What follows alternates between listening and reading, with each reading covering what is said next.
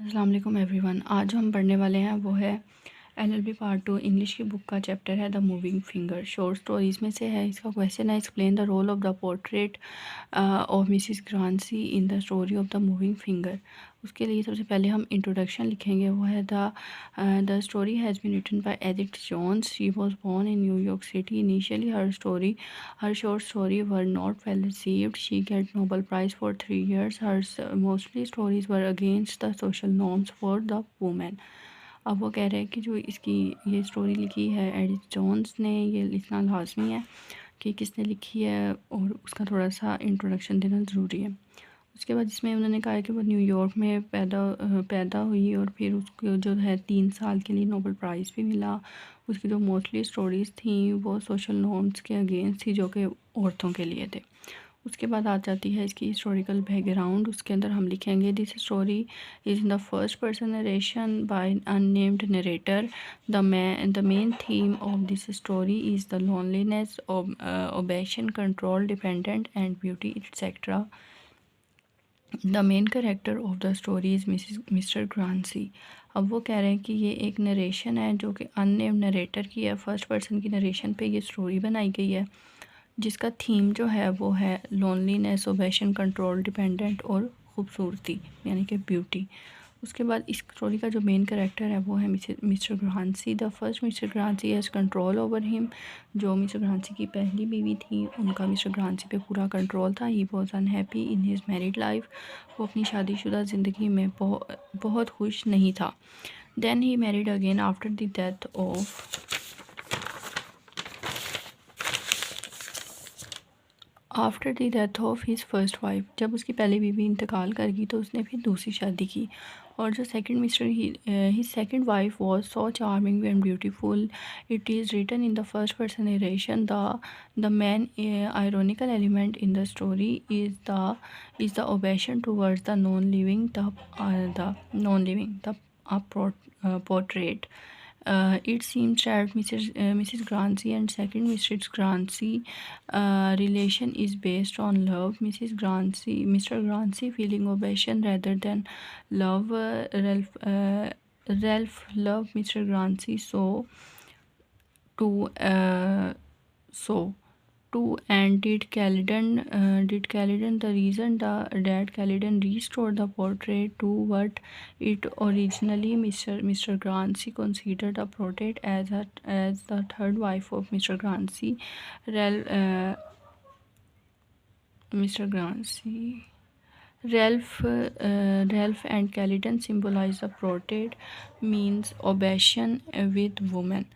अच्छा, अब जो है इसके अंदर हमें ये बताया जा रहा है कि जो सेकंड मिस्टर ग्रांसी थी वो बहुत खूबसूरत थी और जो सेकंड मिस्टर ग्रांसी और मिस्टर ग्रांसी इनका जो रिलेशन था वो लव के ऊपर बेस्ड था। और जो कैलेडन था वो उसने जो प्रोटेक्ट था उसको ओरिजिनली भी सेव किया हुआ था क्योंकि मिस्टर ग्रांसी की जो सेकंड वाइफ थी वो उनसे एज में छोटी थी। इसलिए मिस्टर ग्रांसी ने कैलेडन से जो एक प्रोटेक्ट बनवाया था उन्होंने ये कहा था कि इसको इस तरह से बनाओ कि इसकी उम्र और मेरी उम्र बराबर लगे। और वो जो मिस्टर ग्रांसी थे वो उस पोर्ट्रेट को अपनी थर्ड वाइफ समझते थे। The role of the portrait. उसके बाद हम बताएंगे कि पोर्ट्रेट का इस स्टोरी में क्या रोल है। अब पोर्ट्रेट का रोल ये है कि इज़ द मोस्ट वो बहुत ही मोस्ट इम्पोर्टेंट एलिमेंट है इस स्टोरी में क्योंकि सारी स्टोरी एक पोर्ट्रेट के गिर्द घूम रही है।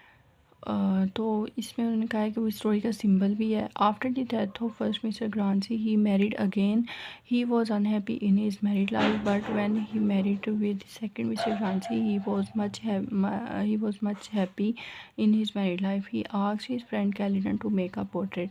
यानी कि पहली लाइफ से पहली जो उसकी मैरिड लाइफ थी वो उससे खुश नहीं था, लेकिन जो उसकी सेकेंड वो वेडिंग हुई, शादी हुई, जब दूसरी शादी उसने की तो वो उससे बहुत खुश था।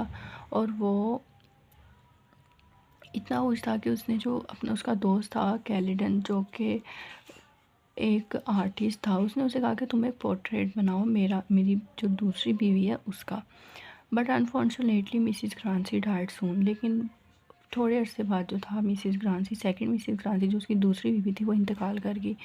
ही goes out of the country, वो शहर से बाहर चला गया। When he return back he asks his friend Caledon to change the portrait. Unwillingly Caledon does it because he fall in love with second Mr Grancy. He does not want to change the portrait. Mr Grancy life was dependent on the portrait. अच्छा, वो कह रहा है कि उसने फिर जब वो मुल्क से बाहर चला गया तो फिर उसने वापस आके कैलिडन से कहा कि तुम जो है ये पोर्ट्रेट को ना चेंज कर दो, मतलब इसमें चेंजेस ले आओ थोड़े से। जबकि कैलिडन ऐसा करना नहीं चाहता था क्योंकि वो ख़ुद भी सेकंड मिस्टर ग्रांसी की मोहब्बत में मुब्तला हो गया था। और लेकिन जो मिस्टर ग्रांसी थे उनकी लाइफ जो थी वो इसी पोर्ट्रेट पे डिपेंडेंट थी। और जो मिस्टर ग्रांसी थे वो इस पोर्ट्रेट को अपनी तीसरी बीवी समझते थे। After the death of Mr Grancy, Caledon take the portrait and put it in his studio because the portrait was very special for him. उसके जब मिस्टर ग्रांसी इंतकाल कर गए तो उसके बाद कैलिडन ने क्या किया, उसने वो पोर्ट्रेट उठाया और उसको लेके अपने स्टूडियो में लगा लिया क्योंकि उस पोर्ट्रेट की उसकी नज़र में बहुत ज़्यादा वैल्यू थी और वो उसके लिए बहुत स्पेशल था। अब अगर मैं ये क्वेश्चन यहाँ तक पूछा जाए, सिर्फ रोल पूछा जाए, तो हम यहाँ तक क्वेश्चन कंप्लीट कर देंगे पेपर में। और अगर इसके अलावा हमसे सिग्निफिकेंस पूछे जाएंगे इस स्टोरी में पोर्ट्रेट की क्या सिग्निफिकेंस है, तो फिर हम ये वाली हेडिंग भी ऐड करेंगे इसमें।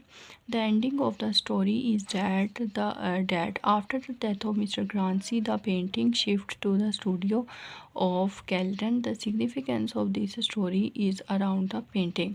ठीक है, थैंक यू सो मच। अगर वीडियो अच्छी लगी हो तो मेरा चैनल ज़रूर सब्सक्राइब करें।